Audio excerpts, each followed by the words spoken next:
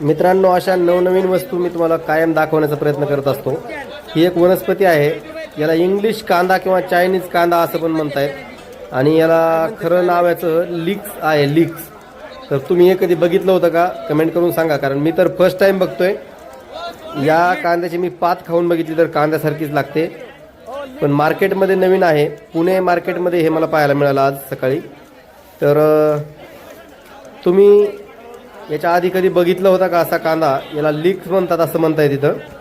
Leak म्हणजे आता काय नवीन नाव आहे, पण चायनीज कांदा पण म्हणतात किंवा इंग्लिश कांदा पण म्हणतायत. आणि आपल्याकडं कुठे कुठे याची शेती होते किंवा कोण शेतकरी याला लावतायत, कुणी लावला आहे का? तुम्ही आतापर्यंत याचं उत्पादन कसं आहे, शेतकऱ्यांना काय याचा फायदा होऊ शकतो का लावलं तर? कमेंट करून सांगा. कुणी लावला असेल तर तुमचा मार्गदर्शनासाठी नंबर पण द्या आणि हा व्हिडिओ जास्तीत जास्त शेअर करा. प्रति किलो 60 रुपये प्रमाणे किलोवरती वजनावर हे या ठिकाणी विक्री होत आहे. शेतकऱ्यांचा खूप सारा फायदा होऊ शकतो जर एवढा भाव याला मिळत असेल. प्रति किलो 60 रुपये. हे कोणत्या शेतकऱ्याने लावलं आहे त्याच्यापर्यंत व्हिडिओ गेला पाहिजे.